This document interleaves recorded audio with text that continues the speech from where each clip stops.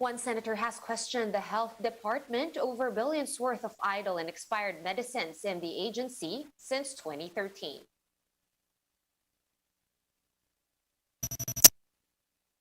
Lawmakers are urging the health department to distribute special risk allowances for healthcare workers, even to those not directly exposed to COVID-19 patients. The Interior Department has given LGUs until the end of the month to finish distributing ECQ ayuda. Davao City Mayor Sara Duterte has dared the President and Senator Bongo to declare their intention to run as a tandem for next year's elections. And listen up, BTS Army. Butter's remix version featuring Thee Stallion has been cleared for release.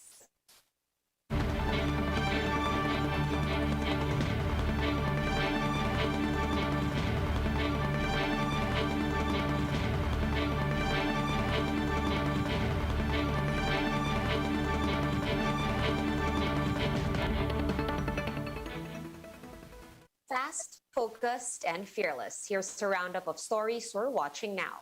I'm Sean Yao. Davao City Mayor Sara Duterte has confirmed that a Go-Duterte tandem is in the works for the 2022 polls. The presidential daughter also said that she was asked for her support and also asked to take the senator as her running mate. Let's try to make sense of all these statements with political analyst Dindo Manhit, who joins us live via Zoom. Sir Dindo, good evening. Good to have you back. It's certainly election season once again. What was your reaction to the statement of Sara Duterte after the palace said that the president is willing to give way? How do we make sense of all these opposing statements, seemingly? Good evening, Sean. Good evening to your televiewers. I think if you are Sara Duterte, on your end, you've been moving around trying to build a coalition to offer yourself as a candidate of his father to build on his legacy. Then you get this confusing signal that the party of the president gets to endorse the president, gets to endorse Senator Bongo. So I think what Mayor Sara would like to happen is a clearer direction with regards to, at the end of the day, they cannot run one ticket with Bongo and Duterte and Sara Duterte with whoever she chooses on the other hand, because that will split their vote.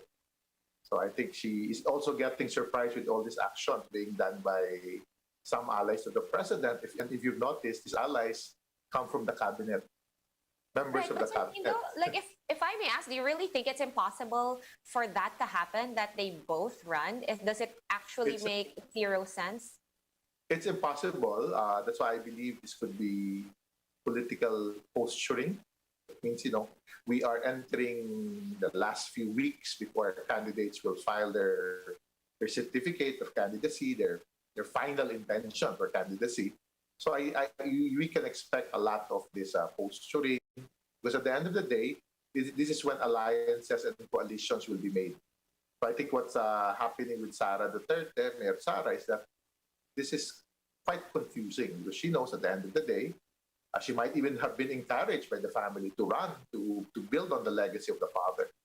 So why have this news on one hand, and she seems to be out of the loop? I think she gets to hear the news just like all of us. We see all those announcements. So she's reacting to that also. That's right. So this is my next question. Is it all a smokescreen? I mean, they are very politically savvy, and it's really hard to swallow that they don't understand what's going on and that they just find out from the news. And we've seen the savviness in the last elections as well.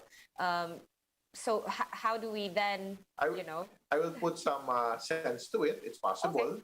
It's a way to, it's an attempt to diffuse any attempt by the opposition or the alternative group to the president to build their own coalition and alliance. That means keep them guessing.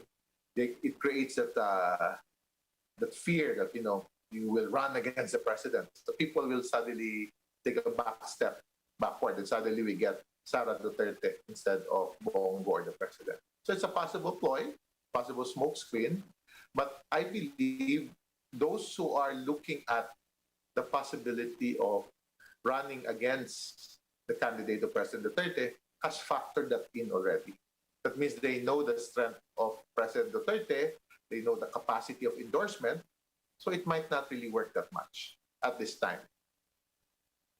All right, so yeah, same old trick, huh? So they say. Now, I want to ask what you think will be the impact of all this to the ruling party, PDP-Laban, which apparently, if we are to believe the news, is already divided. And so basically, I'm asking you, Sir Dino, what is the impact of this to PDP-Laban and also, of course, to the opposition, Isang Bayan? I think what will happen really is we will see Sara Duterte running for president. She has a strong support base, being the daughter of the president, being the consistent image that can best build on the Duterte legacy. But she will run not under PDP Laban. It's the other way around. She might build her own coalition. And from her coalition, I think she would like the PDP Laban to simply support her. But the PDP Laban would like to be the dominant. That means the PDP Laban would like to be the one that will choose the candidate. I think that's where the confusion or the conflict is happening right now. But what we will see, I think, come October when they file their candidacy, is that there will really be a big division. It's not how we see it today. Is it PDP Laban? Is it Liberal Party? Is it Sara Duterte? Is it Pumpo? Is it Isang Bayan? Because I'd like to remind everyone, your televiewers, that in the Philippines, because of our weak political party system, every election time, there's a realignment of forces. That means, just like President Duterte was not a member of PDP Laban until he filed his candidacy. He was even a member of the Liberal Party. Before that, he was a member of the Lacson. So you'd see a lot of realignment in the next few weeks. Yes, this is changing ships or jumping ships. Yes. Right. So while we're on the topic and we've already been discussing stuff about the ruling party PDP Laban, I wanted to get your thoughts, Sir Dindo, on Senator Coco Pimentel denying that he was blaming Mayor Inday Sara for the troubles within the party. There's always been this conflict as far back as 2019. If you would remember, Sean, that Senator Coco Pimentel was running under the coalition of President Duterte for Senate, but I think he was not even endorsed by Mayor Sara. So I think there was a running conflict since 2019 midterm election. So because of that, I think there's always this feeling that Senator Pimentel might be attacking Mayor Sara or the other way around. So again, these are all the noise that we will continue to hear because people are positioning. Right now, it's very clear that Senator Pimentel is not supporting Mayor Sara because Senator Pimentel is supporting Senator Pacquiao. That's very clear. The political lines are being drawn at this time. I was going to say that was pretty clearly drawn. So, Dindo, any early thoughts on who will be the poll front runners? I mean, you've already given some names, or would you say that it's really too early to tell at this point, and let's just wait for October? It's good to wait for October because at the end of the day, after October, it will take a few months before we even go into actual election campaign, which is by February 2022. But one thing for sure is that the history of Philippine national election, the last few weeks before even the last day of filing, you'll see a lot of political movements and alliance building. So we should watch out. But at the end of the day, you just hope that whoever the candidates are should keep in mind that elections are opportunities either to change a path which we're not happy about or to continue. So that's the choice you normally have to ask yourself. Are we happy where we are during this pandemic time when people are suffering from hunger and poverty, unemployment, underemployment? So who can best offer solution to the day-to-day struggle of the Filipino people, I think will rise above the rest. That's right. And I think another big sector that can provide change amid these trying times with the pandemic, and all these theatrics. Of course, the public also. We can't change things. especially now that we are in unprecedented times heading into a presidential election. Sir Dindo, what should we keep in mind this time around that we have perhaps failed in the past, or just maybe because times are different? What we have seen with the rise of social media since 2016 in Philippine elections, and I think we have a number of 89 people active social media users, is this so-called pandemic of misinformation. That means they use social media because it lacks the editorial discipline of news networks like yours, is that people simply can post or twist facts. So the challenge for the public is be conscious of what these disinformations are, and really help shape the results of the election based on actual data, information, and not to be brought down to that level of pushing fake news, pushing disinformation. Because at the end of the day, they suffer at the end. They might elect somebody that was not, or that was not even talking of the truth or providing the right program of government or the right path to economic recovery post-COVID. So we have to be very wary. We have to be very focused. And for the general public, this is about their life. At the end of the day, who we elect defines our life for the next 6 years.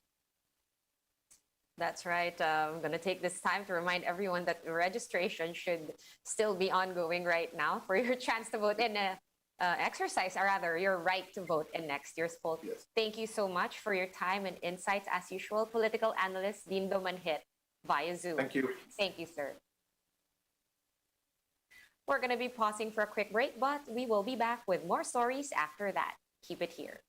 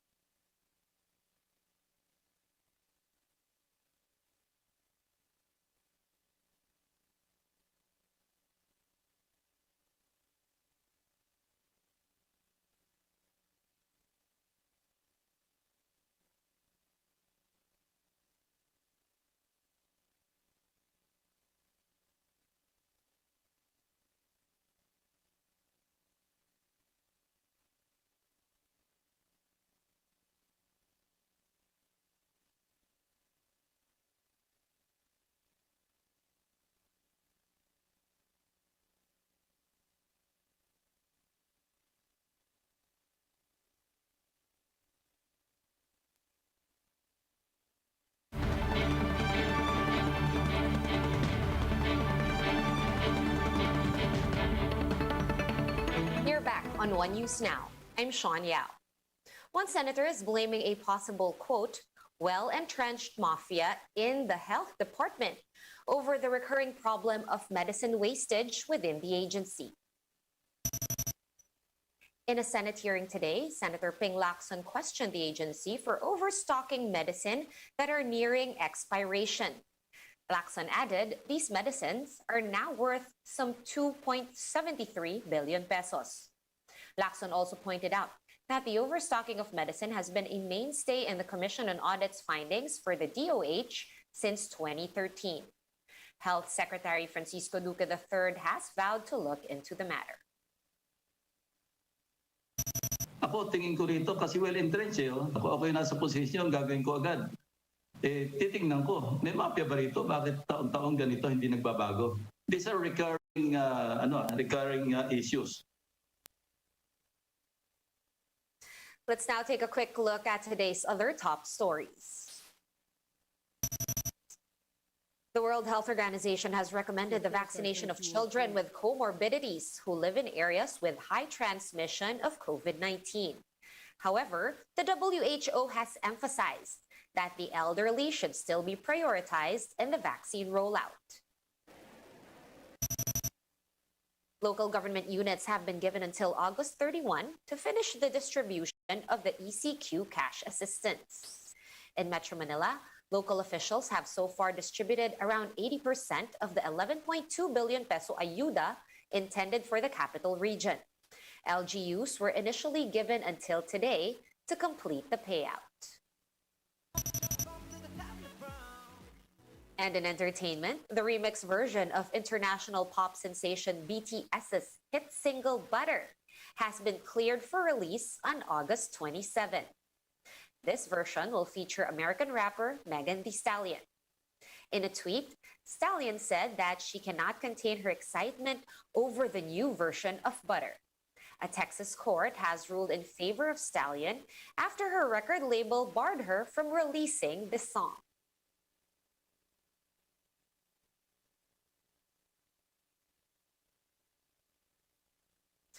For more updates, visit News 5, The Philippine Star, and Business World online. Visit our website, onenews.ph, for more in-depth analysis.